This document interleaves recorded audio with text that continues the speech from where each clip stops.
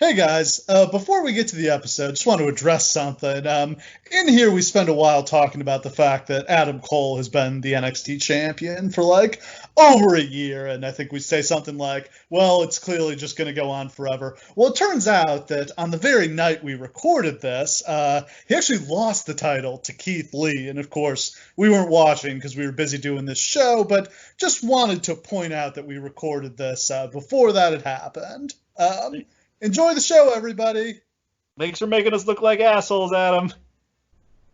Adam Cole, baby.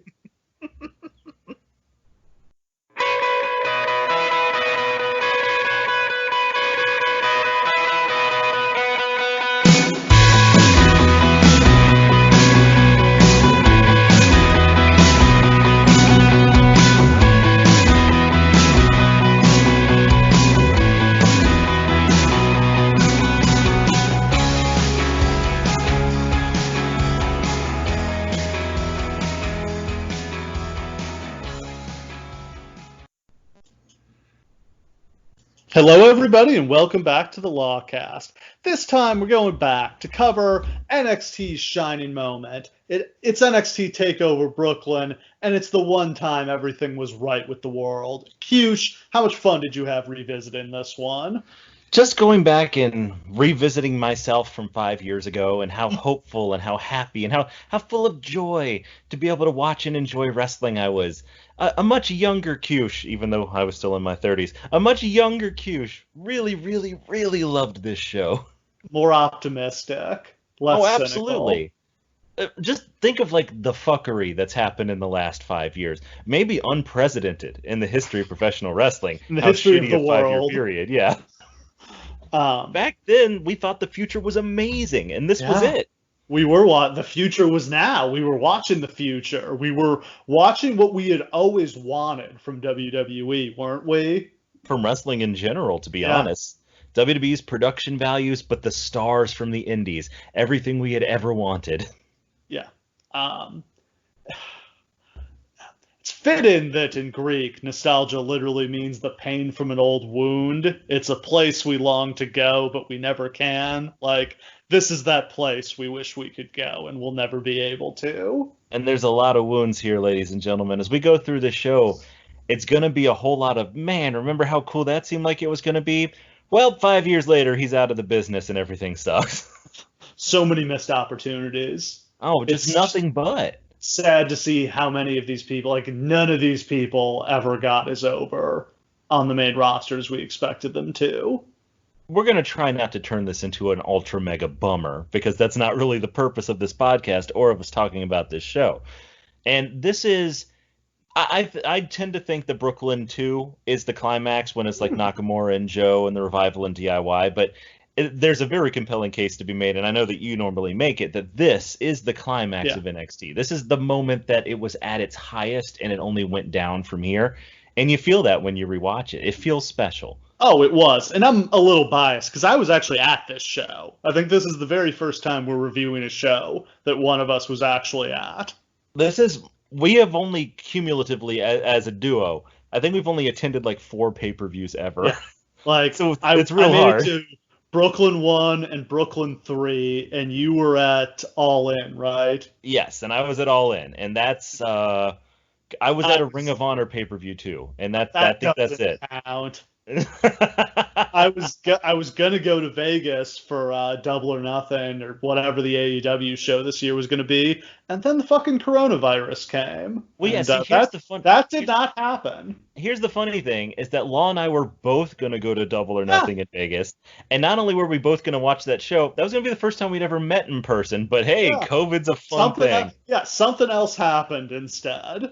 Golly, it sure did. Fuck. Anyway, this is when NXT really hit it big. First time running a big venue, first takeover outside of Full Sail. Like, this is such a massive step up for this, like, show. What they've done. I mean, before this, they've toured a little bit, but it's just been, like, armories around Florida. Like, the total extent they'd gone on the road was basically nothing to this point. And now they're going to run the Barclays Center, which is, an NBA arena with 18,000 seats or whatever. It's really difficult to really properly put into context the difference between a 400 seat television show arena and the tickets are where it's 15,000. free. Yeah. Like, you just, the students at Full Sail just get to go for free. And literally selling out an arena, legitimately, to the point where this was a bigger, buzzier thing than the SummerSlam that year, which I believe was Brock versus Undertaker. And it was a pretty hot SummerSlam, all things considered. It's a notable one, but no, this was bigger. So this is, NXT went through some weird evolutions on the way. It's always going to be strange to me that where NXT started 10 years ago now was as a game show that replaced ECW, where they brought in a bunch of, basically indie guys and had them compete to see who would get a spot on the main roster and a WWE title shot. You might remember this season had Daniel Bryan, Wade Barrett, Ryback, Heath Slater, Justin Gabriel. Who are the other guys? Michael Tarver, and I don't remember who the other couple guys were. Darren Young. Did you say Darren Young? No, I didn't. Darren Young. Yeah. I think there was another guy, but I'm blanking on who it was. But a pretty good group of guys, if we're going through it. A lot of success from that crew. And they did, 3 of those? It's very weird. I think they did 4, because I think they did an all-women's one. The second one was the one that... that's the one low-key won. Yes, low-key won the second one. And then I think they did the all-women's one. And then they did one where they brought back previous contestants. And that was the one that went on and on. It went on for over a year with that's when it had sort of become a developmental show, but they didn't know what they were doing. So it just went on for over a year, and CM Punk was on commentary burying the world. Okay, yeah, so that's season 5, because in between Fandango wins season 4. And then they did Redemption with season 5, and it went on so long that it never ended. Yeah. We never got a winner. It was down to Darren Young, Titus O'Neil, and Derek Bateman, and they just never announced a winner. Wow, they didn't crown a winner out of that group. We really missed out on something, didn't we? Now, let me tell you this. Did you know that there was a season 6 that was supposed to happen, but it got canceled? I've never heard of this. Here's who was supposed to be in it. Big E. Langston, Bo Dallas, Damian Sandow, Jinder Mahal, Hunico, Leo Kruger, Seth Rollins, and Xavier Woods. Shit. So basically they were going to use the core of what became the actual NXT roster. Yes. And what happened along the way is FCW closed down. Yeah. So they were like, well, shit, why don't we just, since this has been going forever anyway, why don't we just turn this into its own thing? Yeah, so this is when they open up the Performance Center has been around for a little while at this point, but this is when they're like, let's do this right. Let's have our own school. Let's build these guys from nothing and make them stars. And their record on that front is hit and miss. I feel like I've always been the guy who points out that most of what NXT has, quote unquote, developed are just finished.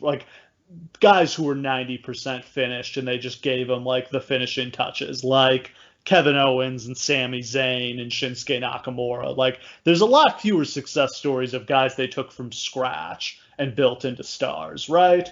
Yeah, there still are some, but it's definitely less.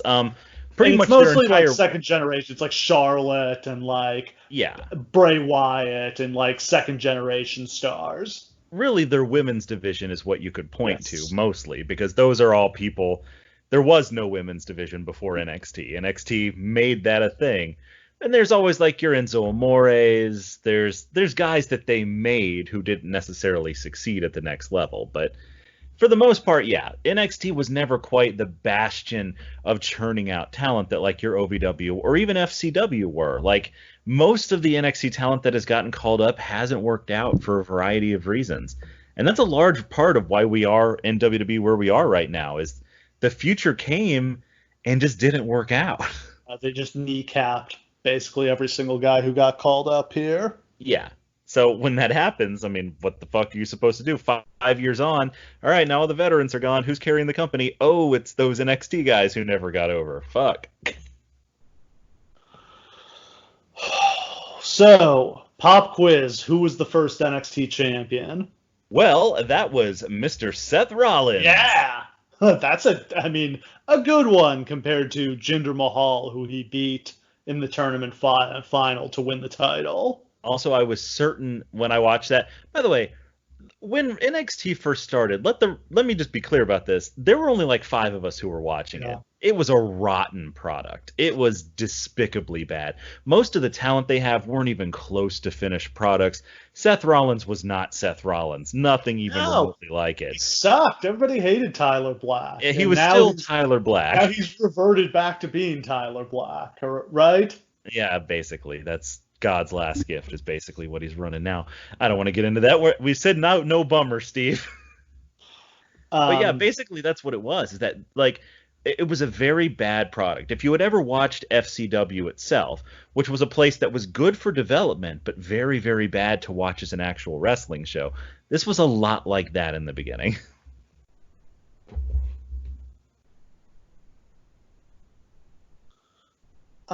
So just a couple months after Rollins wins the NXT title, him and Reigns and Ambrose get the call, and they bring him up to the main roster as the Shield. So that's a pretty strong debut for NXT. I also believe that summer they had been building a Dean Ambrose Mick Foley program that didn't end up happening because Foley couldn't get cleared to wrestle. Yes, Foley tried desperately to get cleared to wrestle, and they shot a bunch of backstage kind of stuff. Like that was actually a really interesting thing because there was no clear idea of what NXT was at the time, like what kind of vision it was going to have for its future, how they were going to portray storylines and stuff like that.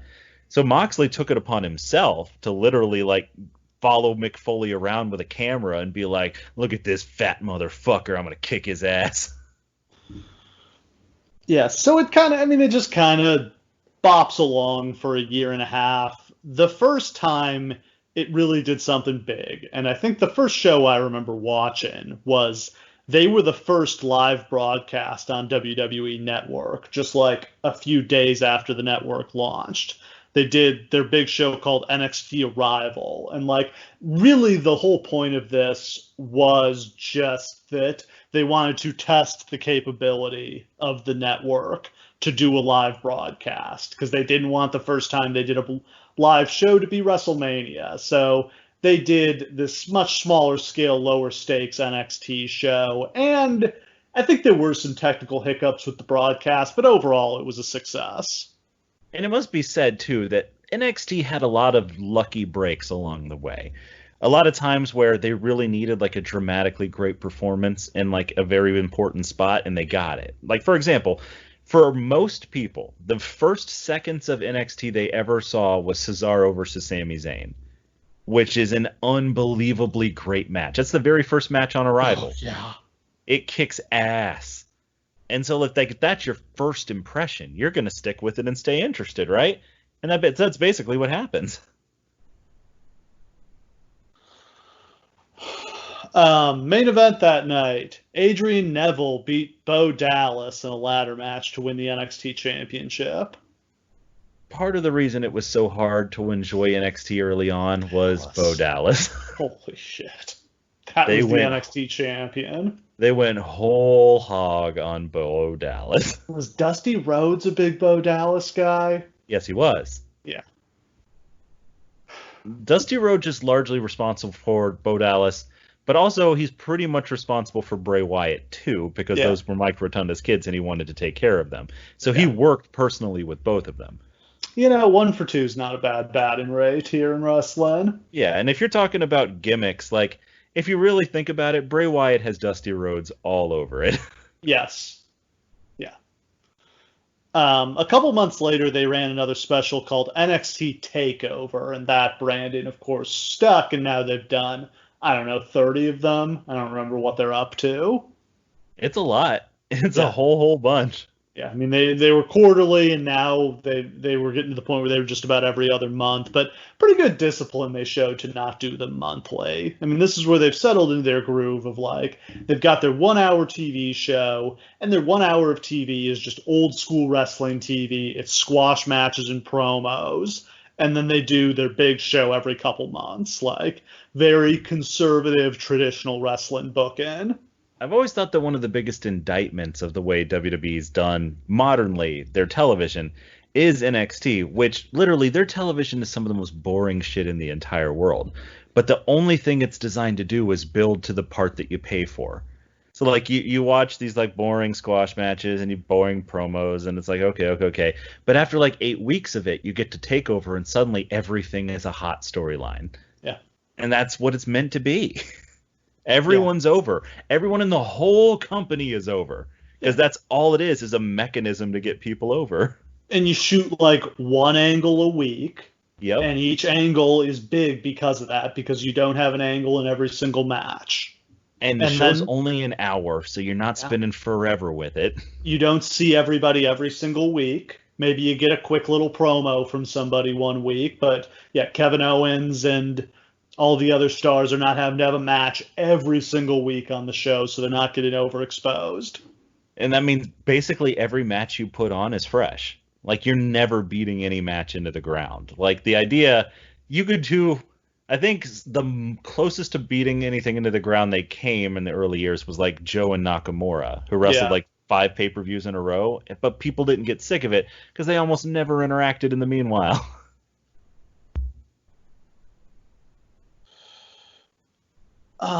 And it just starts growing and growing, and then they just start signing up like talent from everybody, the indies and from Japan. So they sign Kevin Steen, they sign Prince Devitt, they sign El Generico, they sign Samoa Joe, they signed Kenta. That was the one that like blew my mind when it happened. As a Japanese wrestling fan, WWE had in my lifetime shown almost no interest in Japanese wrestling. It just nobody from there ever came here. Certainly nobody who was actually a big name. The guys they brought in were like Taka Michinoku and Kenzo Suzuki. They were not big Japanese stars. At the time he came over, Kenta was literally the world champion of Pro Wrestling Noah. And it was like a gigantic news story in Japan and in the States. The moment he showed up. Press conference, and I think they had Hogan at it, if I'm remembering this right. It was a gigantic moment. It was, in theory, just as big a moment as getting Sin Cara was. And it ended up being just as big a debacle. Yes. Not quite. For very different reasons. He didn't get embarrassed. He just had injuries. He had injuries. He had trouble adapting to the style. That'll happen. That's not Kenta's fault. It's not WWE's fault. But that laid the groundwork for the New Japan raid afterwards because they got so much positive press. And then on comes your Nakamuras. On comes your La Sombras. I've never seen WWE look outside and suddenly understand what the rest of the wrestling world was about. And a large part of that is because they take veteran wrestlers and just send them to all corners of the globe looking for the best wrestlers. It's this whole initiative Triple H does. It's the members of the Clique. It's like Waltman and Nash and Hall just get sent everywhere. Regal gets sent to Pro Wrestling Guerrilla shows. Suddenly WWE actually knows who these people are. So I'm trying to think of what really puts NXT on. I mean, I think what really put NXT on the map for the main roster WWE fans had to be when Kevin Owens showed up on Raw with the NXT title, kicked off a feud with John Cena, and then beat him at that Elimination Chamber show we did back in May. That feels like it was the real turning point for this roster, this show, this brand is on par with Raw and SmackDown. Yeah, up until that moment, it had been kind of bubbling under the surface. I think Sammy had a match with Cena earlier in that year, and people were like, "Oh man, that was pretty interesting." It's something that people knew the name of, but weren't really paying attention to until the moment where Kevin Owens threw down the U.S. title and held up the NXT belt, and suddenly oh, that's a thing? Okay. when we started to hear the rumors that they were going to run a show up in New York, SummerSlam weekend, I think we were figuring they would run like the Manhattan Center or like the theater at Madison Square Garden. Sure.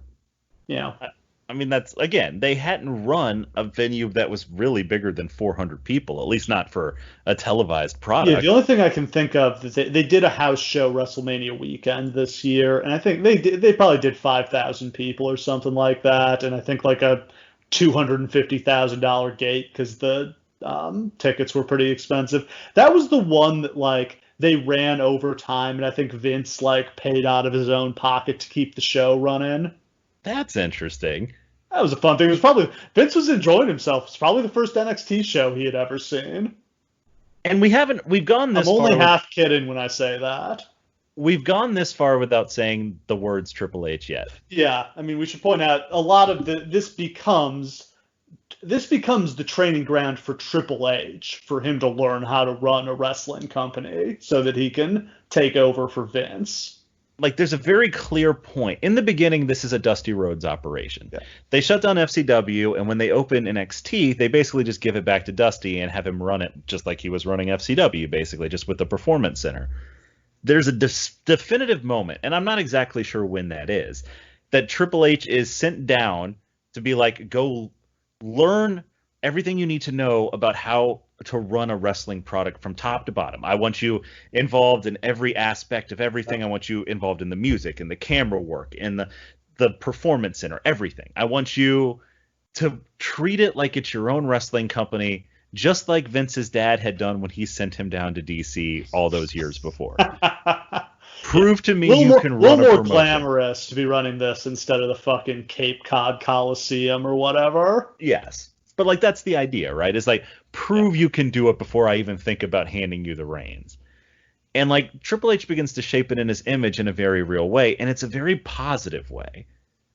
And most of what it's hard to pull aside the fact that a lot of these become failures later on, because the difference between what Triple H thinks a wrestling promotion should be and what Vince thinks it should be is like a gulf the size of the ocean. I mean, this is where you get into what did Triple H grow up watching? Jim Crockett Promotions. And that is the image that NXT is built in. That is why AEW versus NXT feels like a real wrestling war, because they're both trying to make WCW. Yeah. Same thing Cody grew up watching. Yeah, it's Cody versus Triple H. That's what that is. Meanwhile, Vince is doing his own thing that nobody wants to watch. So, yeah. And then we found out they were running the Barclays Center. And I was like, okay, that's interesting. There's no way they're going to sell that out. Like, that would be nuts. They sold it out. I was there. It was packed to the rafters. So when you were going to buy tickets, were you like, I should probably hurry up and get these? Or, like, how was the ticket buying? I scalped. I got it very late. Okay. Yeah. I mean, I'm not surprised. I bought my tickets, like, Monday before the show. Like, it hadn't even crossed my mind to go, and then I'm like, hey, that would be fun. I do wonder how much of it was similar to All In, where, like, scalpers bought a shitload of tickets and then successfully unloaded them because of the interest. Probably. I mean, I could imagine that. But going into the show, like, I was already an ardent NXT viewer. I was watching the show every week and stuff like that. It wasn't something, like, there wasn't any sort of buzz about NXT, really. Like, there was a little bit, but, like, if you went on, like, message boards and stuff, like, the NXT thread wasn't exactly hopping from week to week. You know what I mean? Before this show, it just wasn't something that was in everybody's vocabulary. The only other, after the Kevin Owens thing, the only other exposure they'd really gotten was Balor beat Owens for the title on that Beast in the East show in Japan, which was an outrageously fun show that we should probably do sometime. Yeah, one of the weirdest shows that, like, you can ever imagine anyone pitching to Vince. It's like, hey, let's go to Japan and then put a developmental guy who used to wrestle in Japan on the top of the card. And him being like, yeah, all right, that's fine. It's like, oh, hey, Brock's going to take a vacation to Japan, and he wants us to pay him to have a match. Should we do something with that? He's like, yeah, sure, let's do that. But let's not put Brock in the main event. Let's put the developmental match in the main event. Yeah. That was great. The moment where they bring the flowers in and Owens throws the flowers into the crowd is so great. That's so great. Kevin Owens, I mean, he's still good, but like this Kevin Owens was incredible. Like, what a great character he was. Just the most disrespectful piece of shit. Just chicken shit prize fighter. Like, he'll fight you for money, and otherwise he's not doing anything. I love the idea of that character so much. Yeah. You know what? He doesn't do this for fun. He does this to provide for his wife and his son. He loves his family. He's a good man. And he'll do anything to protect them and make sure they have a good life. I've always loved that that's the through line of his whole WWE career is he'll betray you. He's not your friend. He's got enough friends. He's got a family. He doesn't give a shit about you. No, this is not his whole world. His world is back home where he wants to be, but to be able to be there and put a good roof over their heads, he has to come do this show. And that's why he's so unpleasant all the time. And what a despicable heel it makes him that he's not totally invested in this 24/7. Yeah. It's the worst thing you can be, not a mark. Certainly in Vince's eyes. So on this night, it's going to be a double main event with Finn Balor defending the NXT title against Kevin Owens in a ladder match, and Sasha Banks defending the NXT Women's Championship against Bayley in the match that we know will steal the show. Sasha has already debuted on the main roster. I guess that's the other exposure NXT has gotten, is they called up basically the entire NXT women's division and gave them that huge debut with Stephanie that everybody complained about, but I think was a pretty great way to debut them and make it a big deal. I can understand the people who are frustrated that it seemed like Stephanie was personally taking credit for the women's division that has suddenly cropped up, which is frankly ridiculous. And like them taking credit for WWE creating this women's division when fucking Shimmer built this from scratch over 10 years and handed it to you on a fucking platter. But okay, I'm not going to get mad about that. Who deserves to get shouted out? Was it Sarah Del Rey who was working with all of them at this point? Dave Prazak and Allison Danger were the booker and promoter. But like, yeah, cheerleader Melissa, Sarah Del Rey, Becky Lynch herself. And then NXT hired Sarah Del Rey. Yeah, bringing in Sarah Del Rey to personally work and help develop these women is the number one thing that creates the women's revolution. Single-handedly. Sarah Del Rey deserves to be in the WWE Hall of Fame. There's just straight up.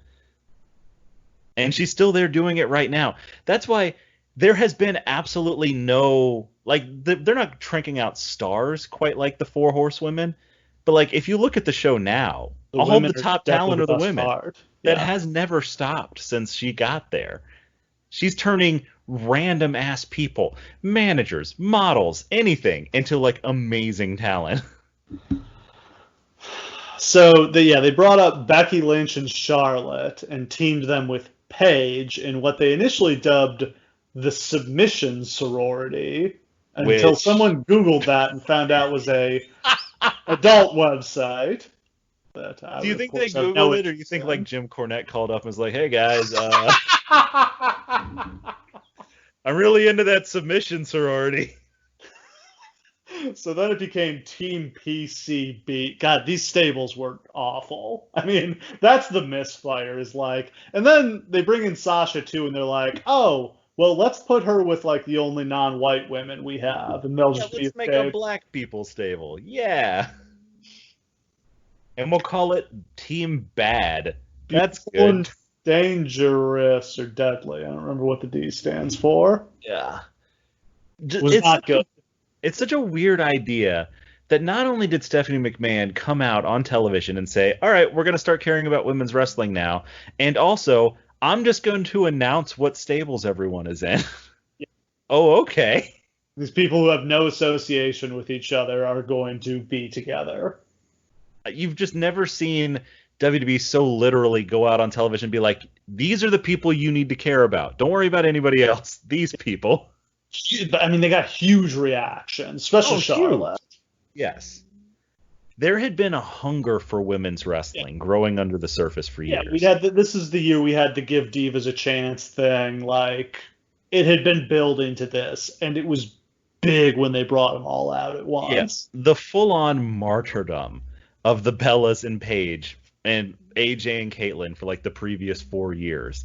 is heroic, to be If they perfectly deserve honest. credit, like the Bellas have never got. I mean, everybody hated the Bellas, but like they were something. They were competent wrestlers who got heat and like carried this division for years.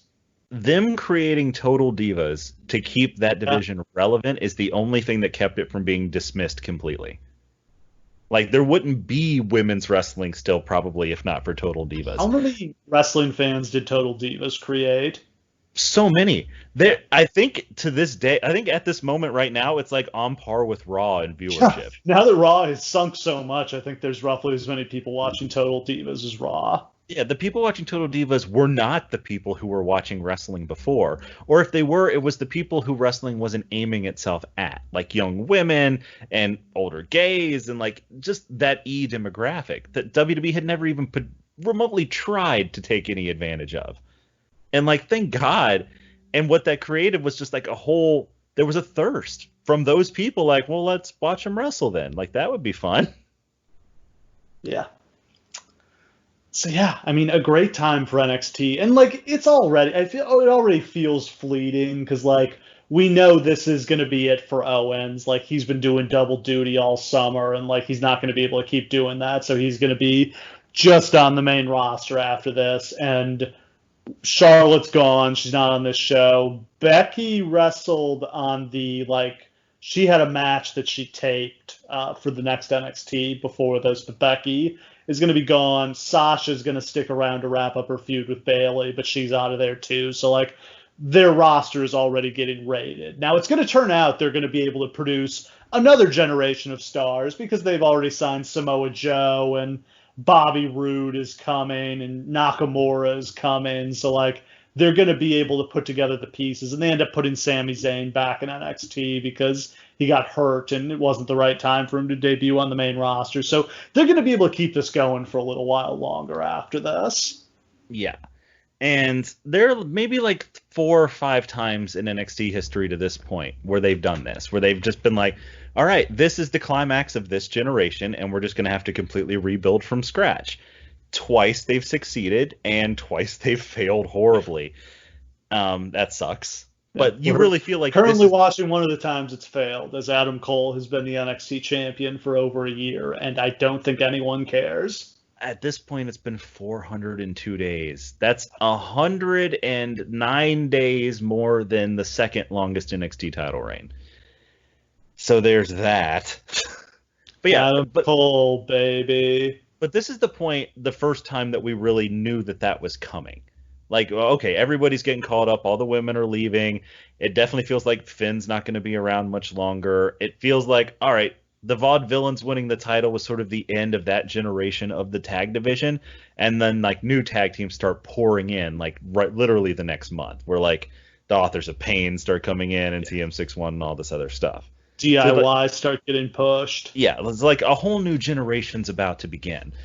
So this really feels special. It's like one last send off to the people who built NXT, who made it what it is now, before they all go off to grand happiness and splendor on the main roster. All right. I love the opening to this show. It's brilliant. We open and it's pitch black in the arena. Triple H stands alone in the ring in the darkness. He does a little speech about how, like, this started as a dream and it became a movement and now it's a reality, blah, blah, blah. And he talks for a little bit and then he brings the light up to reveal the massive sellout crowd, which proceeds to go absolutely crazy after they had done a pretty good job staying quiet during his initial speech. There was one asshole who started chanting for Chris Benoit, and I hope everybody beat him up. Yeah, you can definitely hear him start chanting it, and you can also hear him abruptly stop. So I hope somebody tackled him. Like, just imagine that you're like, oh, I'm going to ruin this moment by chanting the name of a child murderer. Yeah, that sounds like a wrestling fan to me, Steve. Just pathological. This is such a beautiful moment, because while I knew that they were in the Barclays Center, and I had a vague sense that they had like sold a bunch of tickets, until you get that moment where the lights come up and they have a full Barclays Center, you don't have any context for what's about to happen. Like it's stunning. Yeah. I relived it as I was watching this. Like I can't believe that happened. Yeah. It's a perfect way to start the show. Like, is it maybe a little narcissistic that it's Triple H doing this? Yeah, but I think he'd earned it. And this is the funny thing is like NXT so revived Triple H's image. Yeah. Again, this product is aimed at exactly the fans who spent most of their adolescence hating Triple H with every fiber of their rational being. But like by this point, you know that it's him personally delivering it to you. Everything that you're watching, all the talent that has been scouted and brought in was under Triple H's heading, specifically to give to you. Like I don't think that Vince, it ever felt as personally that like Vince was delivering WWE to you as it did with Triple H in this. The corollary is actually between like Paul Heyman and ECW, right? Yeah, I mean, that's always what NXT has reminded me the most of, is just like the brand is the real star. Do people chant NXT? Oh, yeah, big time. In fact, that started happening at shows. Like, it's like whenever anybody from NXT would come out, people would just start chanting NXT.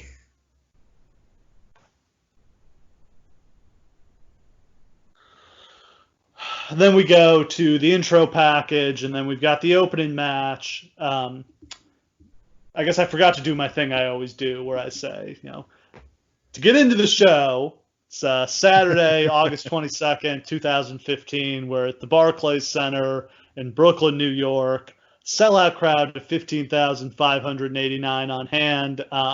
Show doesn't do a buy rate because it's not on pay-per-view. It's a WWE Network exclusive. And on commentary is the team of Rich Brennan, Byron Saxton, and Corey Graves. I thought they were fine. I also didn't really realize Rich Brennan was on commentary because I think I just thought him and Byron were the same person. Yeah, to pull the curtain back a little bit, we were talking about who the announcers were on this show, and I said, like, yeah, there was Graves and there was Byron, and then there was that third guy, and Steve literally said, wait, there was a third guy? So he didn't do great. There's a reason he wasn't around much longer after this. Yeah, it's a fine team. Corey Graves isn't quite who he'd be like a year from now. Do you mean that in a good way or a bad way? Because I feel like he's gotten much more annoying as the years have gone on. There was a moment, and you'd probably right about a year from now when it's just Phillips and him, where he's probably the best color commentator they've had since the 90s. And then that very quickly goes away. I think he just became the voice of Vince once he got called up, and that's why Vince loves him, because he just says what Vince tells him to. Exactly. So that's what that is. But there was a moment where he was himself, and we just hadn't seen anyone be that natural on commentary in a very long time. That he's not there yet. Byron is the Jonathan Coachman of our new generation, I guess, in that he just never seems to click with any team. He's better than Coach was, but he's not great. He's not. Yeah, he's not an awful commentator, but he's very replacement level. Like I can't remember anything memorable he's ever said, good or bad. You could never have a two-man announce team and Byron be one of those two people because it would just be too boring. Yeah. I mean, that just is what it is.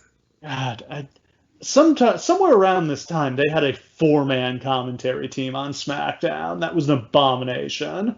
And like it was, and you would think that it would be so much people talking over each other, but actually people had so little to say that it felt like it was like a two-man announce team with just four assholes sitting out there. Opening match. How the hell did this happen? It's Jushin Liger versus Tyler Breeze. Jushin Thunder Liger, baby. Here's the single best thing about Jushin Thunder Liger is at this point he had literally reached a point in his career where he could just do whatever the fuck he wanted. Like literally, like he told New Japan he wanted to do this, and WWE formally approached them. This was immediately before WWE raided all of their talent. Yeah, they let the rooster in the hen house, and look what happened. But literally, WWE came to them, and Liger's like, I want to do it. And New Japan was like, you're fucking Jushin Liger. Do whatever you want, bro. And that's literally all this is. They didn't demand that Liger win this match. They didn't make any demands about how he was treated or how he was promoted, except for the fact that he had to be Jushin Thunder Liger instead of just Jushin Liger, as he was on all international tours. But that was it. Like, literally, this is not New Japan's Jushin Liger. This is just Jushin Liger on his own. So he starts by mocking Breeze's pose where he lays in the corner. That was hilarious. What a god. I love him. Locks him in a surfboard stretch, takes a picture of himself with Breeze's selfie stick. What do you think of Tyler Breeze? I thought this guy had some talent, and this gimmick was just a little too much. The fabulous thing about Tyler Breeze is that when he first debuted, in the I think he was in FCW, but it may have just been in the early days of NXT, he was a Lance Storm clone. He no literally personality at all? He was trained by Lance Storm, and he performed all his moves dressed like and as Lance Storm. What a boring thing to cosplay as. Yes. So when he became this, I was like, oh man, he found some personality. I think with him, he was good in the ring, but he never really found his personality in the ring. That's my thing, is the way he wrestled didn't fit his character at all. Yes. He wrestled I thought he an impressively vicious physical style, but there was nothing it seemed like he should have wrestled really flashy because he has this narcissistic pretty boy character. Yes, he was basically turned himself into another Dolph Ziggler, but that didn't really work.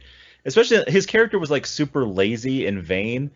It just didn't make sense that he would get down and dirty with submissions and shit. He never found that identity. He laid his gimmick over the top of what was already there, and that winds up coming to sabotage a lot of guys, to be honest. Breeze scores with a roundhouse kick. The announcers make mention of the fact that Breeze is 1-3 at TakeOver events. That's a bit of commentary I really enjoy. Yeah, poor Breeze. Just always doomed to lose. The crowd chants, "Full Sail sucks."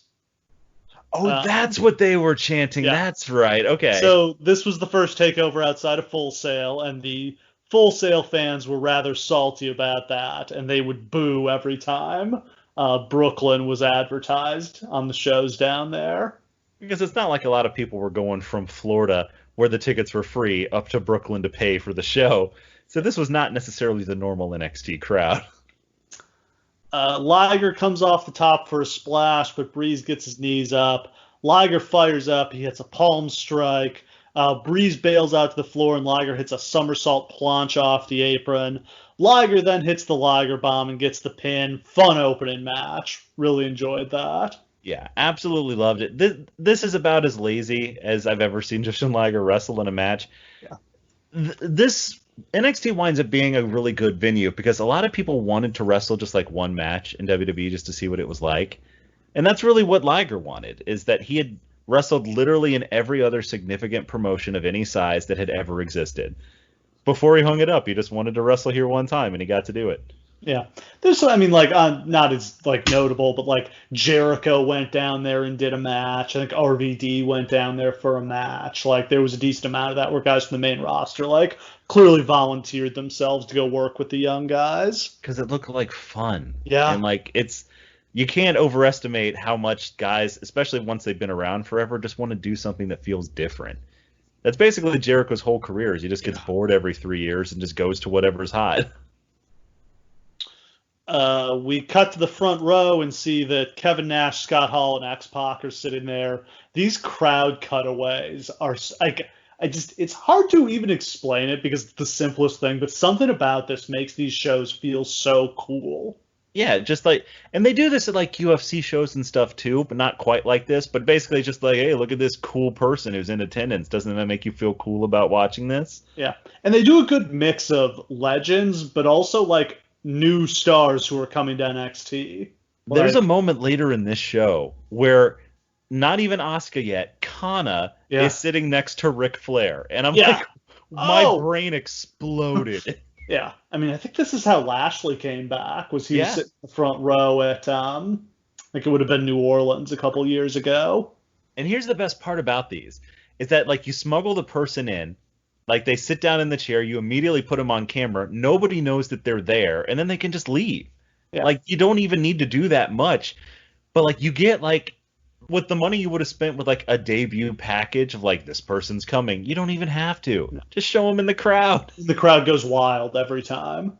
Because you fill in the blanks, right? Like, you see Bobby Roode in the crowd, and you're like, oh, shit, he's coming. Who is he going to feud with? This guy? This guy? What's his character going to be? Like, you do all the work for them. It's amazing. Quick shot of Bayley backstage getting dressed for her match, and she gets some words of encouragement from Becky and Charlotte. Then a video package for Nia Jax, who is coming to NXT. And next up, we've got a match for the NXT Tag Titles as Blake and Murphy defend against the Vaudevillains. Vaudevillains out first. This was a very weird gimmick. I kind of liked it, but there was no way this was ever going to work on the main roster. No, I love it, and it's for sure one of those gimmicks that's meant for like a smaller level thing. What is this gimmick? Are they like hipsters or are they crazy? Originally, they were supposed to be time travelers. Oh, Christ. They were supposed to actually be from the 1920s or whatever. Then they were just hipsters who really loved that time period. Then it was never explained after that. Do you remember a hilarious segment where the New Day was feuding with them and they went back in time and like Kofi became Jamaican again for a second? I don't, but that sounds so good, and I'm going to look it up on YouTube as soon as we're done here. That happened at another show. That happened at a Raw I was at. We're just really playing the hits, the best things I was there for today. Here's the thing. Tag team wrestling in NXT was not originally one of its primary things. To a larger, like, let me tell you the first couple of NXT tag team champions. Adrian Neville and Oliver Gray. Who's Oliver Gray?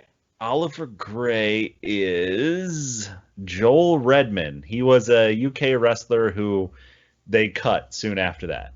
Yeah, the Wyatt family. Okay, that's Adrian good. Neville and Corey Graves. That's an interesting duo. The Ascension. Oh.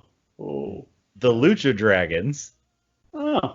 And then Blake and Murphy, who had no characters. These guys have the strongest, like, WCW Saturday Night energy to them. This is 100% Robbie Rage and what's his name? Kenny Chaos. Yeah, like, they come out and you're like, oh yeah, I can totally see these jabronis getting squashed by the Four Horsemen. And like, but they're actually trying, they have like an EDM entrance, but the thing that they really have. Alexa Bliss managing them. They have Alexa Bliss, who started mostly as a manager. She wasn't supposed to really be in the ring all that much. She got trained basically from scratch. And they put her in the ring a lot before she was ready. A lot before. Because she was the only person in the division who could cut a promo. Yeah. I mean, she's so thoroughly the star of the crew here. Oh, it's a joke. Like, it doesn't even... She's even the crux of all of the heat in this match. But but she's not the star of this match. Because you know who is? Blue Pants. Does anyone remember Blue Pants? Blue Pants is one of these weird stories. So basically, in the early days of NXT, they didn't have money to like fly people in. So if you were just going to do a job on an NXT taping, you were going to be somebody who lived in like North Florida. It's old school. Yeah. So just like whoever happened to be wrestling around then. So Leva Bates, who literally works at Universal Studios as a stuntman in her off time, literally would just come in and do jobs like every couple of weeks. And she would always wear like a Wolverine costume because she did cosplay all the time. And she just got like inexplicably over. Yeah. With this crowd.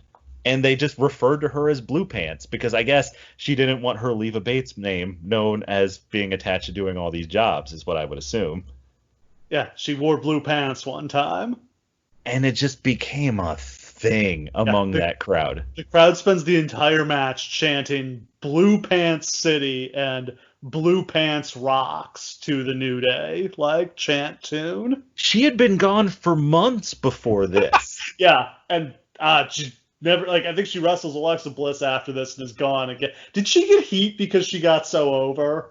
I think partially, yeah. She never gets signed to a deal at all. No, which is insane. She gets like one of the biggest pops on this entire show. But yeah, no, she was just a local development talent. Like, she wasn't even a development talent. She was just a local job talent. She was like tag team champions in Shimmer. Like, she had nothing to do with this. And now she's a librarian in AEW. Yeah, she sure is, buddy. I have a lot of weird stories about Leva Bates, but we're not going to go into that here. But anyway, the point is that after the Vaudevillains win these titles here, let me list the next tag teams. The Revival, American Alpha, The Revival again, DIY, The Authors of Pain, Sanity, The Undisputed Era. Like, tag team wrestling becomes what this company is about for like 2 years. And that doesn't start until the Revival comes in, really. Like, this is a total afterthought on this show. I do like that the Vaudevillains work like a weird, like old style strongman wrestling style. It's the only way you're going to get this gimmick over. Despite the fact that Aiden English is the one who sticks around, and I guess I can get why, I was really impressed by Simon Gotch in this match because he is in character. Yeah. Everything he does, every movement he makes. He's even like bouncing off the ropes like the old-time wrestlers would do. It's impressive. Clearly watched a lot of tape. Just so committed. It's awesome to see that they're like really going for it. English gets tripped as he's going for a springboard and he wipes out. He gets worked over. English throws Blake to the floor with a leverage move. He goes to make the tag, but Blake yanks Gotch off the apron. I really liked that. Yeah, that was very cool. Blake and Murphy hit heads. English manages to dive across the ring to make the hot tag. The Vaudevillains set up for something that looks like a finisher, but English gets crotched on the top rope. There's then a double Tower of Doom spot as Blake and Murphy, and then a swanton bomb from English. Blake just barely kicks out. Alexa tries to make the distraction, but Blue Pants prevents it. Blue Pants with a slap and a double leg takedown. Murphy gets caught with a swinging neck breaker, and the Vaudevillains get the pin. Pretty good match. Big pop for the title change. You can't go wrong giving the crowd what they want. Yeah, and especially the crowd did not give a shit about Blake and Murphy, but they did like the Vaudevillains. I mean, ironically, Blake Murphy, who got that name because they just combined him after they released the one guy. Or Buddy Murphy, I'm sorry. Buddy Murphy. I was going to say, I don't think his name. Now he's just Murphy, right? Yeah. Is still on the main roster and is doing very well. And Wesley Blake is a member of the Forgotten Sons, which is a very literal name. Yeah.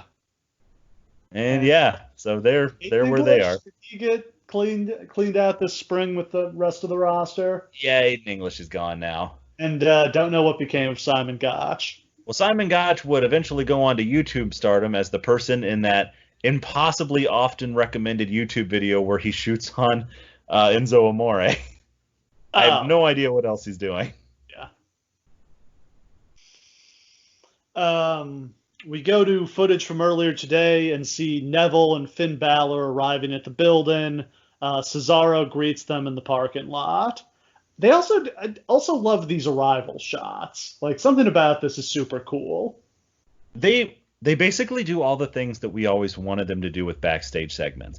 They keep them short. They show like these people just being real people. Yeah. You know what I mean? They walk to the ring. They're walking in. They're just backstage. Long skits with a bunch of dialogue. It's just like, here's him coming to the arena and like, shaking hands with somebody. Here's Bayley stretching to get ready for her big-ass match. Like, that's all you need. That's literally all you need to build these characters. It's just like, fuck yeah, I forgot that Finn Balor's wrestling tonight. Kick ass. Look at him looking all cool. We see that Rick Rubin is sitting at ringside. Legendarily big wrestling fan, the man who helped bankroll Smoky Mountain Wrestling. My favorite thing about Rick Rubin is all the other people they just bring in for like that quick shot and then they like walk to the back. No, Rick Rubin's just actually sitting in the front row. The entire night you can just see him right behind the announcers. Dude loves wrestling. Dude just showed up to watch the show.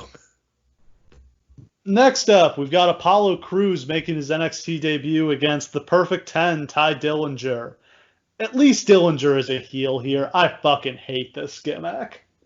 there God. There were various moments where I was charmed by the Perfect 10 thing, but I was wrong to be. And I just need everyone to know that I own that about myself. This ruined shows for like a year where we had to listen to the crowd chant 10 over and over and over. This was the new what gimmick. And like it was all building to his entrance in the Royal Rumble, and then they fucked it up. And I'll never forgive them for that. This whole character was built up just for that moment where he comes out at number 10. And literally the beginning of his music is 10, and then his music hits. So instead of just being like, they literally do like the normal Royal Rumble thing and just like number 10, and then he just comes running out. And I'm like, bitch, she says the number 10. Why wouldn't you just do that? Anyway, he's a terrible talent. Apollo Crews has just come in. He was Uha Nation on the Indies. What'd you make of him then? What do you make of him now? He's still around and like kind of finding some success for the first time. When he was Uha Nation in Dragon Gate, he was basically a GIF factory because everything the man does doesn't seem like it should be possible. A guy who's, I don't know, 250 pounds and does moonsaults. It doesn't make sense. And he can do shooting stars. He can do springboard backflips. He can do literally anything you can possibly conceive of he could do. So he would keep up with the smaller people in Dragon Gate, but also he just like bench press them and throw them out of the arena. Like it was crazy. He was like Brock Lesnar in that promotion. He's never figured it out in WWE. No. 5 years after this, he's still not anywhere. Isn't he the U.S. champion? Yeah, and I think he's going to join like this MVP stable, like the New Nation. That's still nowhere. Okay, no, it's not just that he hasn't figured out a personality, though that is true. Like he probably got thrown through NXT way too quickly without actually figuring it out. Way before they call him up a year after this when they bring back the roster split, and he was nowhere near ready for that, and he totally flounders as a result. His in-ring style is very flashy, but he never really puts together matches that work because that's not really what his in-ring style had been. And he doesn't have any sort of character or ability to communicate it. He was a very, very, very unfinished product. And they just never even try to finish him. So this match kind of reflects that. Like, he's super green, but you can see potential in him. But unfortunately, the match he has here is the exact same as the matches he's having now. Crews gets to showcase his athleticism with leapfrogs and drop kicks. Dillinger gets in a little bit of offense, but Crews makes a comeback, hits a gorilla press and a moonsault to get the pin in less than 5 minutes. Solid debut for the new guy. This was everything it should have been. I kind of would have loved if he had just gotten like the Baron Corbin treatment. Yeah. Like maybe that would have been a better version of Apollo Crews. Like he's so unthinkably athletic, you can't last 20 seconds with him. You know what I mean? But instead, they just have him just do his spots endlessly, and it never goes anywhere. We go backstage where Commissioner William Regal announces the Dusty Rhodes Tag Team Classic, which I believe culminates on the next TakeOver special. Did Joe and Balor win that one? Yes, I think they do win the first one, yes. And that was what led to Joe turning on Balor. I will argue up and down, left and right, backwards and forwards, that the most important thing that NXT did to build credibility with its fan base is make William Regal the general manager. Yeah. William Regal in NXT is probably the best general manager in the history of wrestling. He's been in this role forever. And he just never needs to leave it. Well, it's credible. He is actually heavily involved in NXT. Yeah, he's the head scout of the company. But like he just carries with him this ability to cut promos and help other people with their promos as things are going. And he's never overexposed. On any given show, you'll only see him maybe 1 minute, 2 minutes. Yeah. And like he can be like the angry baby face and be like, that's it. We're not doing this anymore. Now it's time for War Games.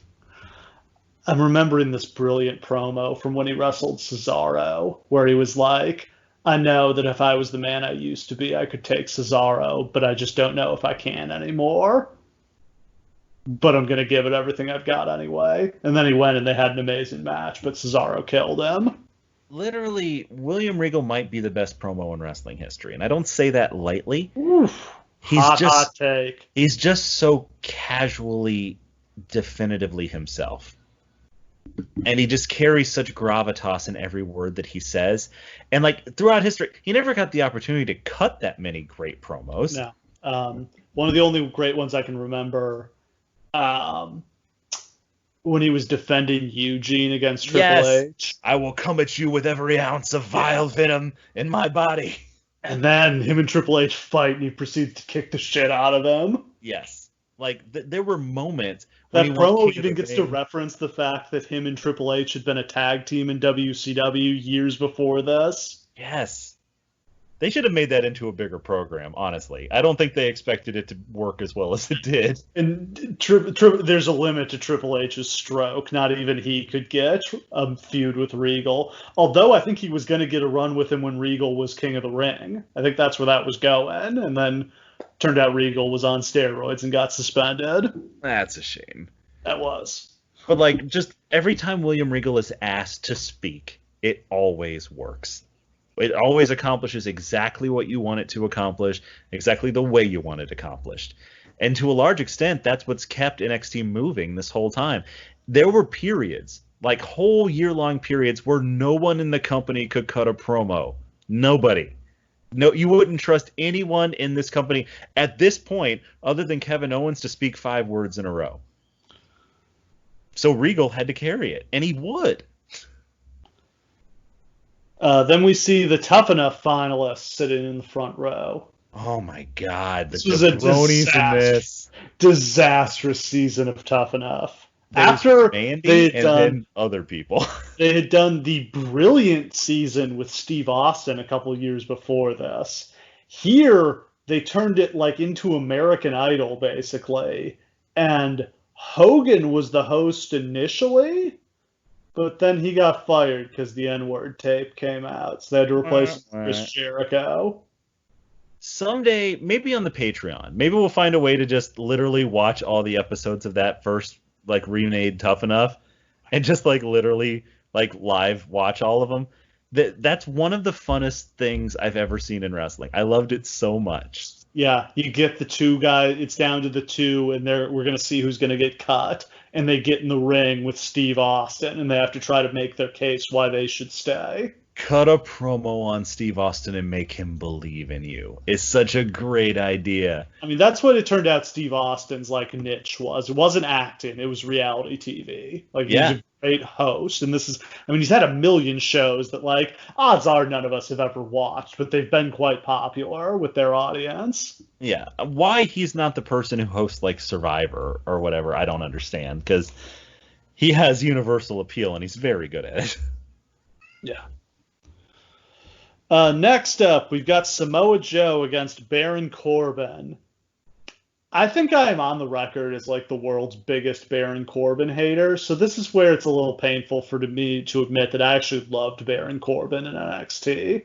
As the world's number 2 Baron Corbin hater, due to the magic of Q Scouts, you can Google online right now and find where I wrote down for the world to see that one day Baron Corbin would main event WrestleMania. And here's the thing, he probably will because Bruce Pritchard's going to make him the new JBL. At the time, I meant that as a compliment for him, not as a depressing state of where the wrestling world will be in 5 years. But like at the time, he seemed like something special. The Lone Wolf character is a good idea. Making a character where all these other guys started on the indies and had to work their way up, or like started from the bottom, had to work their way through the school, had to scratch and claw for everything. Yeah. But me, I'm a football player, man. I just had to call Vince and say I want it in. And people hate me because I didn't have to do any of those things, because I was too good to have to do any of those things. How's that fair? This guy got paid to go to college. He got to go to college on a football scholarship. He played professional football in the NFL. He's not one of these indie geeks. He's a real athlete. And, like, you hate him, but a big part of the reason why you hate him is because he has a point. Yeah. Like, he is a next-level physical talent. And, like, and it's a long-term thing that we've been bitter about for ages, right? Like the Goldbergs of the world always get to just wander right in, while everybody else, while the William Regals of the world just pine for that position. Well, and It's that's the interesting thing is he initially started as a babyface with basically a Goldberg gimmick where he would squash people and the crowd would count how long the match went and it would get to like, the longest the matches ever were like 50 seconds before he would hit the end of days. and that was very, very fun, honestly. What an incredible finisher the end of days is. To this day, I loathe Baron Corbin on my television, but I still pop for the fucking end of days. I love the It's end of days and I love his entrance music. I even love the Deep Six. Like, there are elements to Baron Corbin that could be good. He's just not good. Did he look better before he shaved his head? I can't decide sometimes. He was thinning so fast is the thing. Right at the beginning when he debuted, he looked better. But as you said, it started thinning so fast after that he had to shave it. Yeah. By the end, it was pathetic. It was good that they made him start wearing a shirt when he wrestled. Yes, he also has. It's not really a weird body. I don't want to like body shame him like that. It's because he used to be like 300 pounds and he lost all that weight. Yeah, like, he played in the NFL. He was like 320 pounds or something. So now he's, a much healthier, more normal weight for a guy his size. And yeah, he's never going to have six-pack abs because of that. Yeah, that's not his fault. But yeah, it was smart. Like, his presentation wasn't always right on. But you just thought he was going to get there. And he just didn't. Oh, Baron Corbin now is maybe the worst thing I've ever seen on a wrestling screen. They've given him so many pushes, and he has never gotten over, and he never will. It's just brutal to watch him. And it's not that he can't cut a promo, he's fine. And it's not that he can't wrestle a match, he's fine. But he's so aggressively fine. And it's like 20-minute promo, 10-minute match, seemingly every show. It's just brutal. It's bad times, man. Samoa Joe debuted in NXT at the May TakeOver. He confronted Kevin Owens as Owens was beating up Sami Zayn. That was a pretty awesome moment to see Samoa Joe in WWE. I had you guys know that I was a TNA and Ring of Honor stan, right? The idea of Samoa Joe in WWE was like a fever dream. Just like the things that he could do. If you could get him in the ring with Cena and you could just actually put that match on. The idea of young Joe against like Brock Lesnar is just like the most magnificent idea. And it just took so long to get him there that when he eventually did get there, he wasn't the same anymore. Not his fault. But also, when he shows up here, just the sight of him in a WWE ring was just awesome. So cool. It's a physical match between two big men. Corbin gets the advantage when he catches Joe with a forearm smash as Joe is coming in for a suicide dive. Graves makes a good point that there's a ton of tape on Joe that Corbin could have studied, but there's very little tape on Corbin because he just hasn't been wrestling for very long. So much harder for Joe to scout Corbin.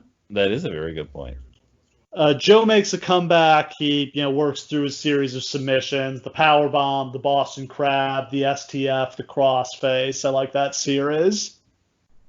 That was just the magic of Joe, especially in his youth. It's just like, it was just a never-ending series of offense. Like, I'd never seen anybody wrestle like that before.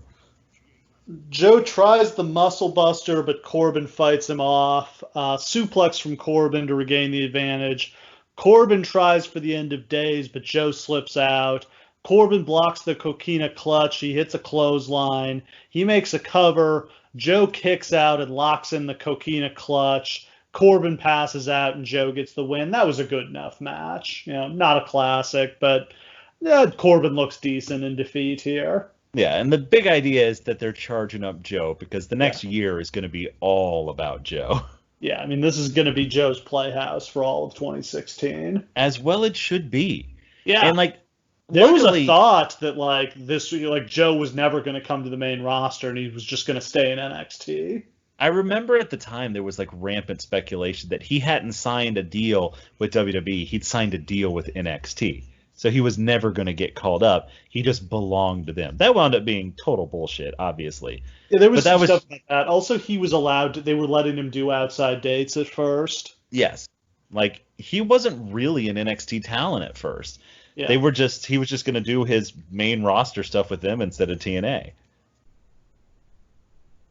And then they ended up liking him and keeping him around. And, he had an okay run on the main roster. It didn't reach the heights it could have, but, he was getting up there in age and had some injuries. There were a couple of moments where it felt real. Like that Lesnar feud was awesome. Yeah, that one month where they charged him up against Lesnar, and you really felt like the first real threat to Lesnar in years. But now he's just, the best color commentator in the world, so that's fine. Working out okay. Yeah. Sitting in the front row, we see Ric Flair, Sergeant Slaughter, and Asuka, but she hasn't even debuted yet, so it's still Kana. And it's misspelled. I don't know if that's on purpose or what the case is, but they got 2 wins in there. How awesome is that? Just the idea of having like 2 incredible legends and this like new person who's coming in. And I guarantee, like, how many people knew who the fuck Kana was when she was on their screen right here? Like me and like how many others? Yeah. I was like, oh, she looks cool, whoever she is. Me and I turned to the person next to me and was like, oh, who's that? Me and the other 30 Joshi nerds who immediately hit Twitter like, Kana! Yeah. And then Naomi and Tamina of Team Bad, who are here to support their stablemate Sasha. I mean, that's nice of them, right? Yeah, that's sweet. Stephanie McMahon comes out. She says the Divas Revolution started in NXT. I like that it's still the Divas Revolution at this point. They can't be women yet. At one point on this show, Corey Graves says Divas and then immediately corrects himself to wrestlers. Despicable. Which I'm not sure if he was supposed to say Divas and was just like in the moment like, fuck that, I'm not saying that. Or if he wasn't supposed to say it anymore and just couldn't stop himself. She then introduces the Sasha versus Bayley match. They roll the video package. So the story here, Bayley, of course, is part of the 4 Horsewomen, but she's never been able to win the big one, never been the NXT Women's Champion, even though she's had tons of shots at the title.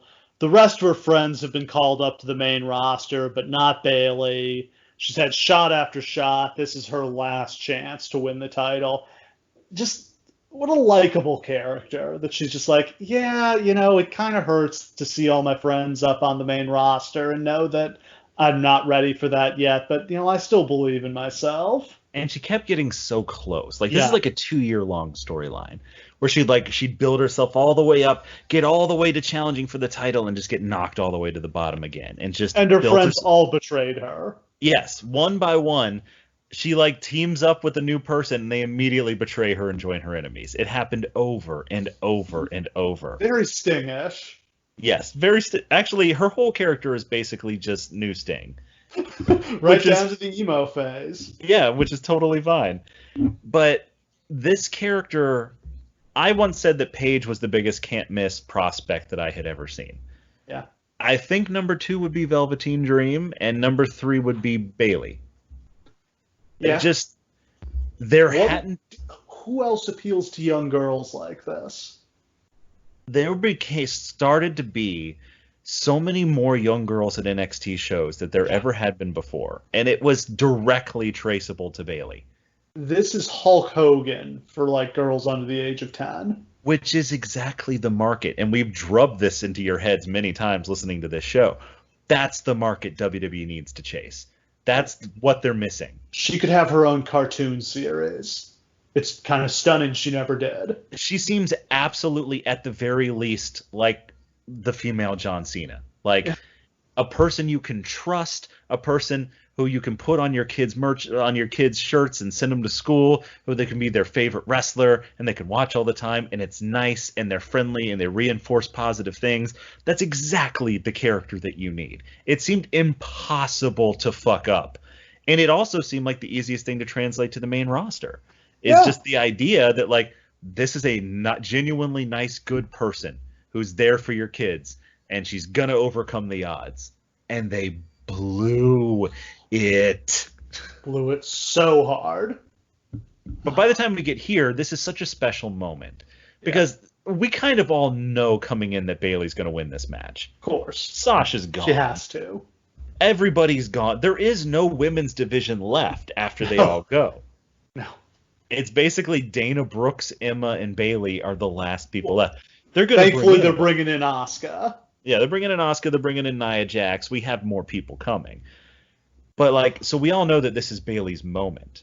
And we've all been waiting so long for her to have her moment that understanding that in advance actually makes this better. Because that's all I was looking forward to coming into this show. It's like, I want Bayley to have her moment. None of us had any idea how great that moment would be. Yeah. So Bayley is out first.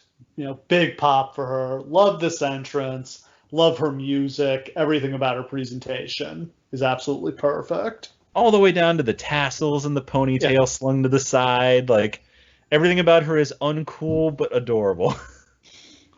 And then an awesome entrance for Sasha as she rolls into the arena with a black Escalade with, you know, security guards in all black. Like, she is the fucking boss. Now we have to talk about the Sasha part of this.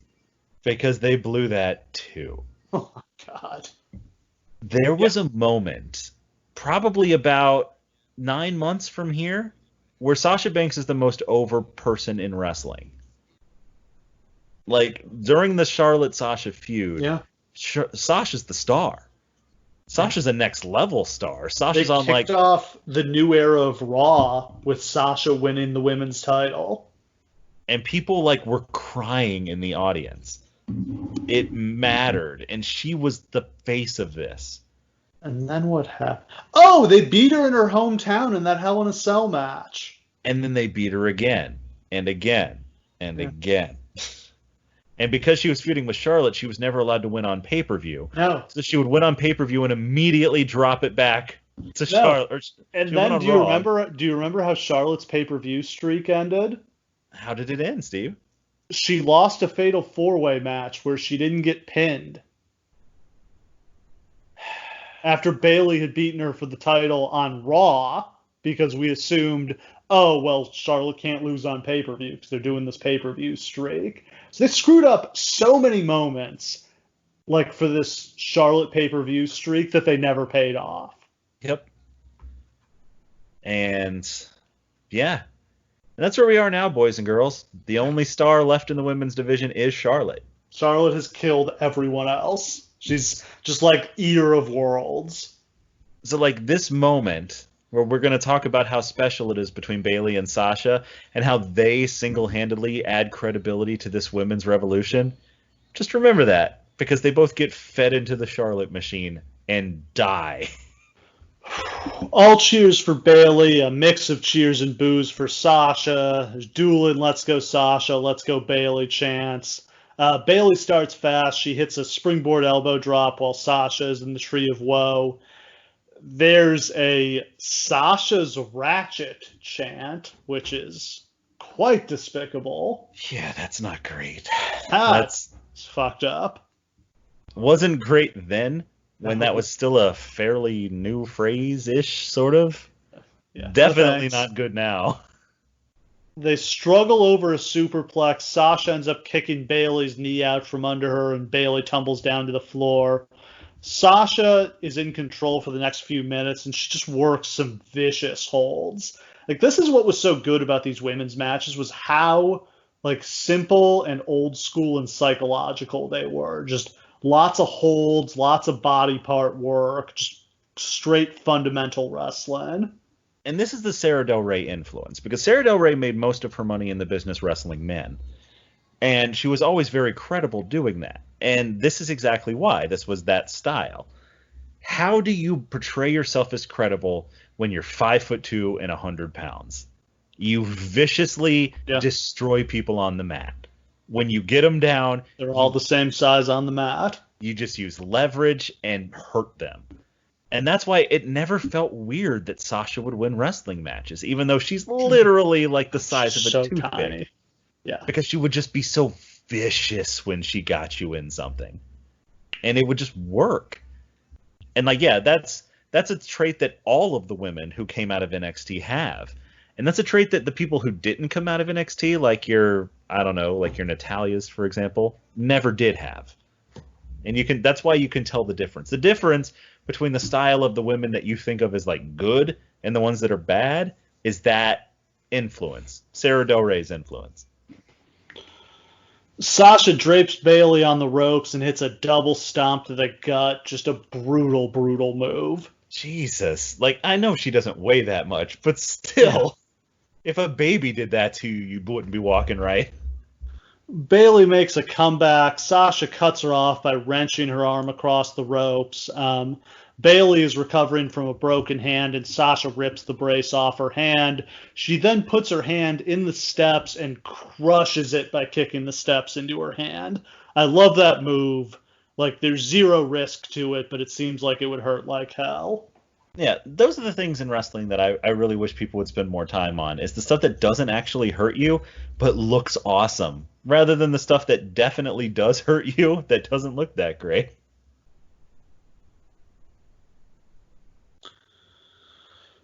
The ref tries to stop Sasha from going outside, so she does a somersault plancha over him onto Bayley. That's the first time in this match where I realized it was something special. And I think the crowd did too. The reaction this gets is like if The Undertaker did it. Yeah. Like, the crowd loses its shit. Because, I don't know, Steve, had you ever seen anything like that in a women's match before? Nope. Not even fucking close. Like, not even in Joshi, where you was seeing like fucking somersault planches and shit. Like, it's just very cool. Sasha tries some kind of springboard move, but Bayley manages to throw her down to the floor. Bayley makes a comeback. Sasha shuts it down with the bank statement. Bayley crawls to the ropes, but Sasha stomps on her hand. Love that. Just the visual of her reaching out her hand and Sasha just blindly stomping for it. It's just like, nope, nope, 15 times. It's so good. Bayley manages to roll the hold over into a crossface, but Sasha gets her foot on the ropes.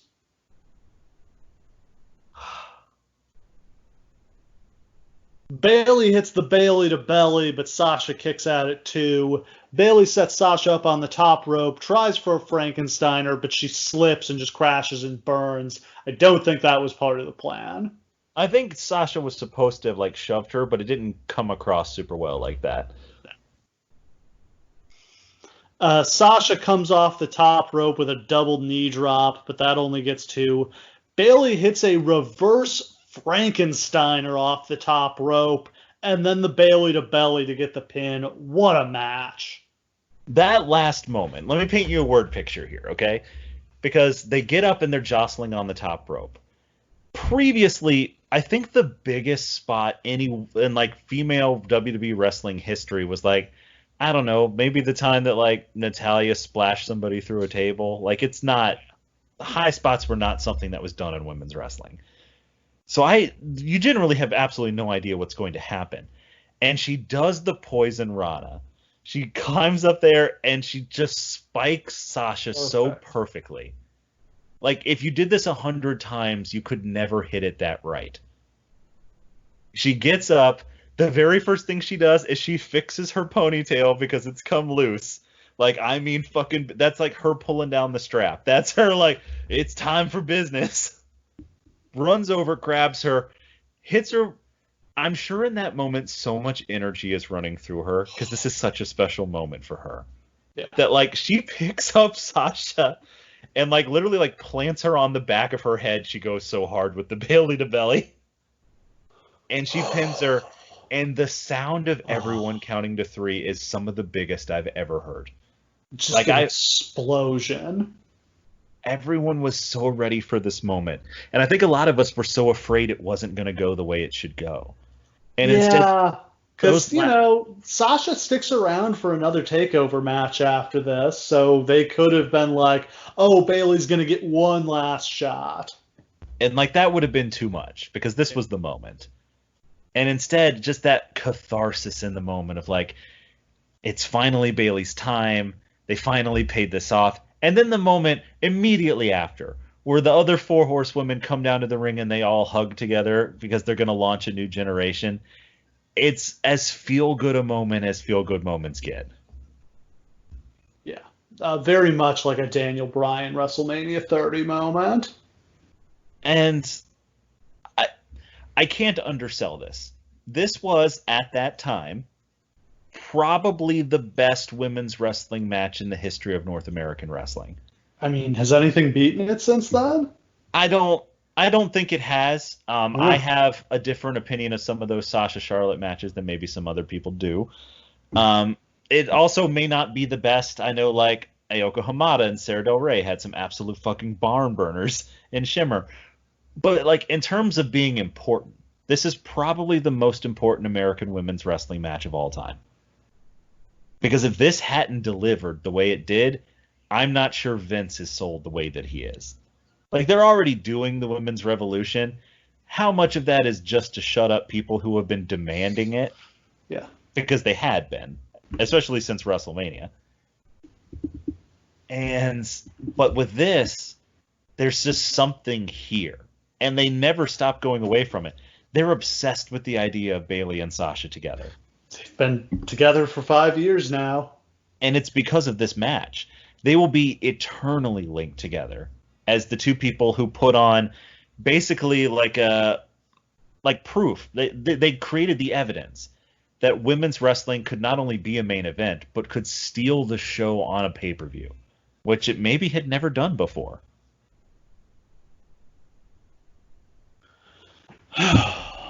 Great moment all around. Oh, so good. Dude, this match is every bit as good as people say it is. This really should have closed the show. That's the thing, too, is that, like, not anything against what we're about to talk about, Finn Balor and Kevin Owens, but they get buried by following this. Yeah. And I don't think that's anything that Kevin Owens and Finn Balor thought might happen when they came to work that day, is that they wouldn't be able to follow the women's match. But fuck me, they didn't. We see Seth Rollins sitting in the front row. Yeah, funny thing that, huh? Next to his white supremacist girlfriend at the time. Ooh. Yeah, that whole bat kettle of fish.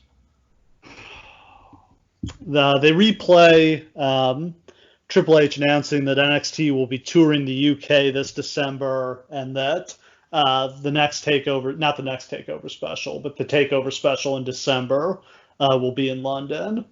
It was impossible for me to hear that and not immediately think of what the next 5 years would mean for UK wrestling. Yeah. Basically, he was announcing, yeah, we noticed that the UK is a thing, so we're going to go steal all their fucking talent and bury them, and then they're all going to turn out to be pedophiles and sex pests.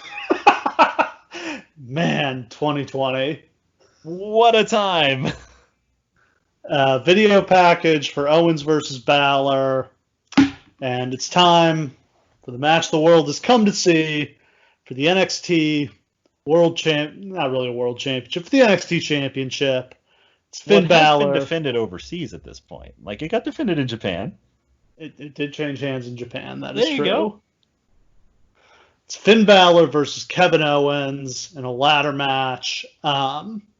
They do the tracking shot with the little thumping bass line following Owens as he's making his walk to the ring backstage.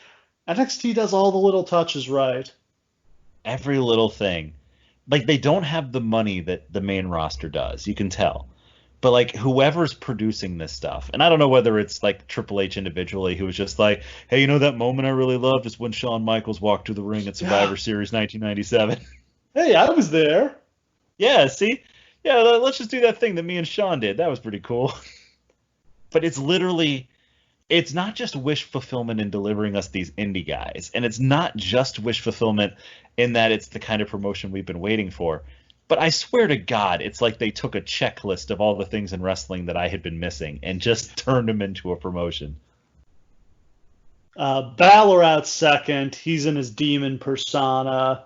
The first time he got a shot at Owens, he didn't bring the demon out, and he lost. So when he got his rematch in Japan, you bet he brought out the demon, and he won that time. And you know he's going to use the demon again here. Is this where they start to do the talking about, like, there is a promo somewhere around this time where he's like, I'm using the demon too much. I'm worried. I feel like I'm going to lose myself. Yeah, it was a very intriguing storyline they were building, and I think it was somebody had taken out Kenta, and it was a mystery who it was. And I think it was going to turn out it was Finn because he lost control of the demon. Yes. But then it turned out Kenta, like, re-injured himself, and it took him forever to come back, so they just kind of dropped it. But they built so much to that Finn versus Kenta match that I wanted so bad and never got. I mean, yeah, the demon is clearly something WWE has never quite figured out. Like, clearly Vince just doesn't get it, doesn't like it. Somebody said the words "the Great Muta" in a meeting once, and I guarantee you Vince was like, "The Great what now?" Because that's the idea. That's what the Great Muta was. It was... Now, they never established in New Japan that Kaiji Muto and the Great Muta were the same person. It was understood that that was the case. And if you ever crossed Kaiji Muto, suddenly the Great Muta would show up and murder you. But it was never established they were the same person this way. But that's what we're doing here. He has a side of his personality that when it comes out, it's indestructible. The idea that down the road you could have the demon face Brock Lesnar and be credible because the demon never loses is something you could have built to. Oh, yeah, and the idea that, you know, he's going to the demon too much and he's going to start to lose control of it and the demon could take over, that's really interesting. And that was supposed to be the crux of that Bray Wyatt feud. It's like, I'm going to turn you back into the demon because I can take control of you then. But then that went nowhere. It was probably for the best that we didn't have to suffer through Bray Wyatt as Sister Abigail. Oh my God, that's what was going to happen. I forgot. Gross, bad. And then Bray got mono. Oh, that was some clutch mono. And he gave it to Roman. Anyone but you, Roman. Anyone but you, Roman. He said as he sipped Roman's drink and handed it back to him.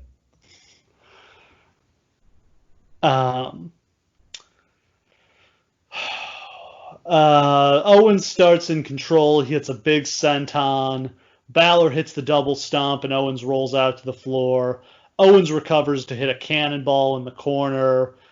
They fight out to the floor and then into the crowd. Owens tries for a powerbomb on the concrete, but Finn ends up backdropping him over the barricade.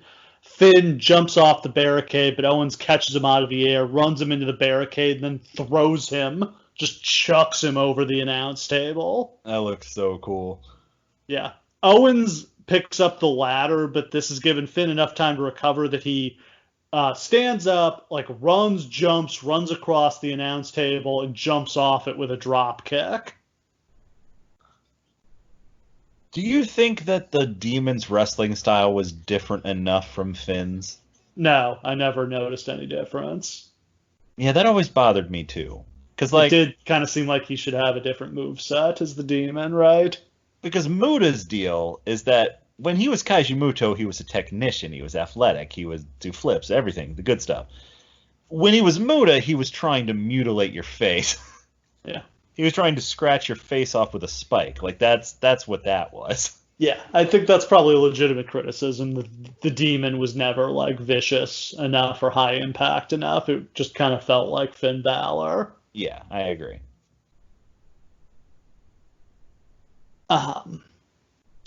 In the ring, Owens hits Finn with a body block. He sets him up on a ladder and hits a senton. He drapes Finn up against a ladder in the corner. He tries for a cannonball, but Finn moves and Owens hits the ladder. Finn climbs the ladder. Owen power bombs him off. Owens climbs. Finn dumps him. They go out to the floor. Owens tries for the pop-up powerbomb, like, into the ring apron. Balor slips out, gets him with a kick to the head. Balor tries a stomp. Owens moves. He powerbombs Balor into the ring apron. Brutal move. that never stops looking totally fucking awesome. It doesn't seem like there's any like way for that not to hurt. And like, I don't even know if it's better to take it on like the small of your back or at the top of the back like he's doing here, because I've seen it on the small of the back before, but he's literally spiking guys like up by their neck. And I'm like, man, that seems dangerous. Yeah. Where there's wooden planks all around the edge of the ring here to give it structure. Fuck. Yeah. They both make it back in the ring. They climb. Owens pushes Balor off the ladder. Owens hits a super kick. He climbs again. Finn cuts him off. Owens tries for a superplex, like onto another ladder that's wedged between the ladder and the ring ropes. Balor slams Owens' head into the ladder. Owens falls off, hits the ladder. Balor is uncontested, but the belt is not within his reach. Owens recovers. They fight on the ladder again. Balor kicks him off. He then, from the very top of the ladder, hits Owens with a double stomp. I don't know what the trick to that is. Is there one? You're backwards. You're trying not. How do you? Yeah, I don't understand how you're not just hitting them with all of your weight in the stomach when you do this. The idea is that, like, since you're the trick back, is not Karen, I guess. Like, you don't plant. This is the difference between what Finn Balor does and what Low Ki does. Like, Low Ki, like, stamps down as he hits you, whereas Finn just puts his feet on your chest as he falls backwards. Yeah, that's the difference. Just kind of roll. Like, it's still. I'm sure it doesn't feel great, but he just kind of rolls. Yeah, and like Spike Dudley used to do this, where he'd come down with his full weight, but who gave a shit because he only weighed 80 pounds. Yeah. But like when Finn does it, yeah, he's already falling backwards, so he's not really hitting you with his weight. If anything, it's more dangerous to your feet because like he's hitting, all of his weight is going straight back once he hits the ground.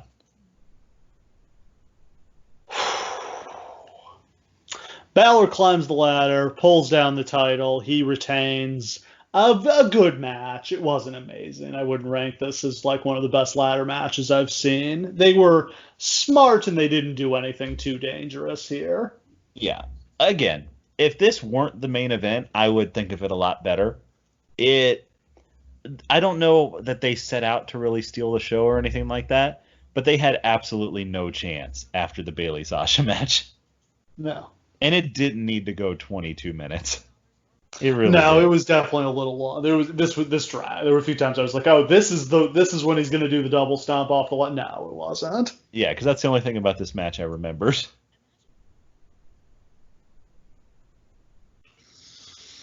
And that's a wrap on NXT TakeOver Brooklyn. I mean, it wasn't a perfect show in the sense that most of these matches were pretty forgettable, but it's a great show just in the sense that every match accomplished what it was going out to do, I think. Absolutely.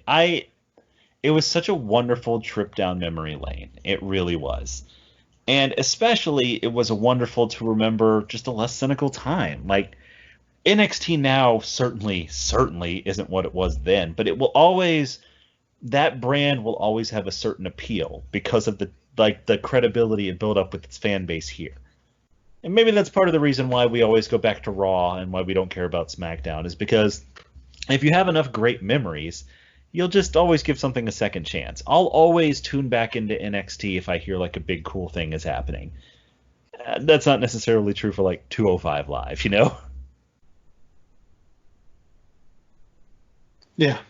I mean, just a tribute to how good this show, this brand, this promotion, whatever you want to call it, was at this point. Like, they really were building stars. Now we know, these really nobody on the show ends up becoming the star it feels like they should have on the main roster.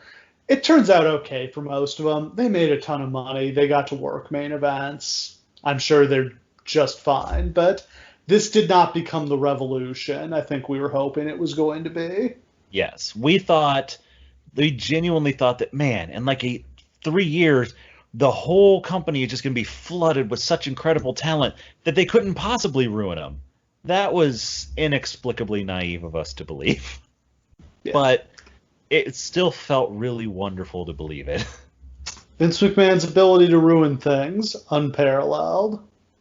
But there will always be, until I know definitively that it won't be, this part of me in the back of my head that says, when Vince McMahon dies, if Triple H takes over, we've seen it work. So now, and basically ever since this time, there's just been this like clock ticking. Like someday we might get a version of the main roster that feels like this. Maybe someday. We're all just waiting for Triple H to take over. It's our last hope. And we're all such fucking marks because Bruce Pritchard's gonna get the whole company. Of course he is. So yeah, that is a wrap on NXT TakeOver Brooklyn. Very happy we finally covered this. I feel like we've been talking about doing it for a while. Oh, real quick before we go out, is there anything that you saw live that really stood out that maybe doesn't translate?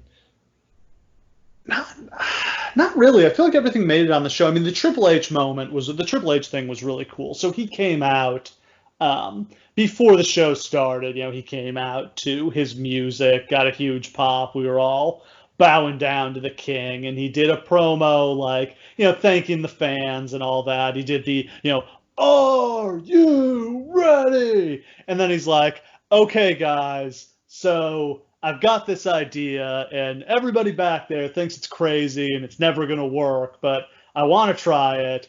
We're going to start the show, and the lights are going to be off, and I need you guys to be quiet like you're in church, like total silence, and I'm going to do a thing, and then we're going to turn the lights on, and you're going to go crazy, and it's going to be a great moment.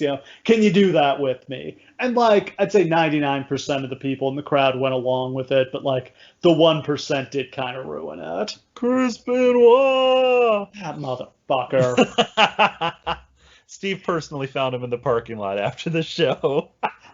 Yeah. And then taking the subway back to Penn Station, the train is loaded with wrestling fans. I guess I should also point out the Blue Pants Rocks and Blue Pants City chants continued throughout the show, and as we were walking out of the arena, everyone was still chanting it. And then on the subway back to Penn Station, people were still chanting Blue Pants Rocks.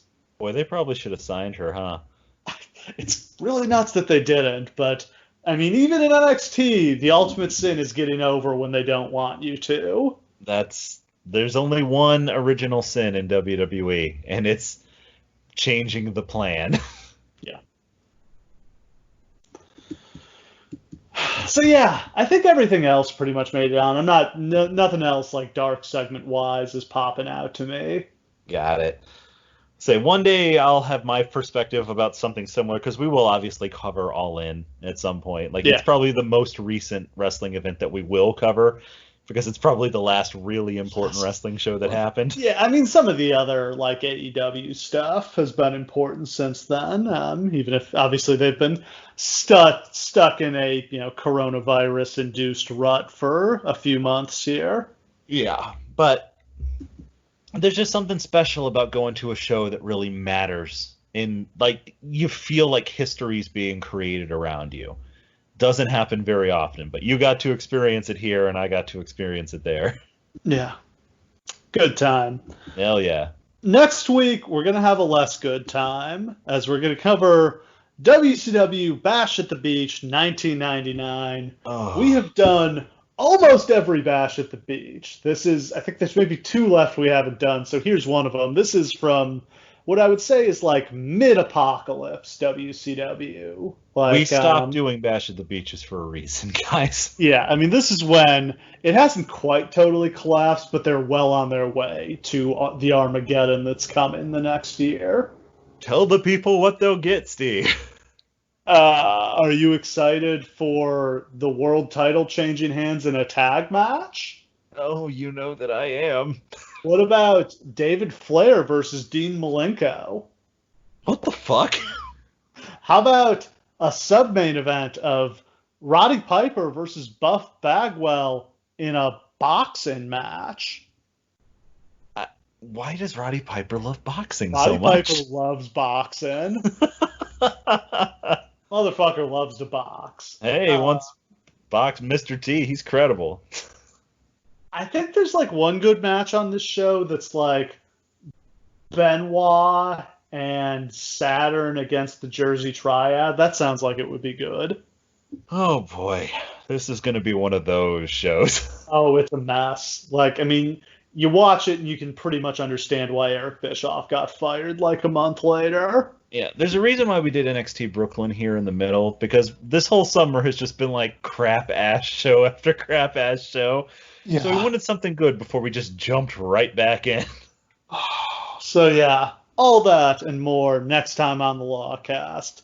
Thanks for listening. We'll see you again next week.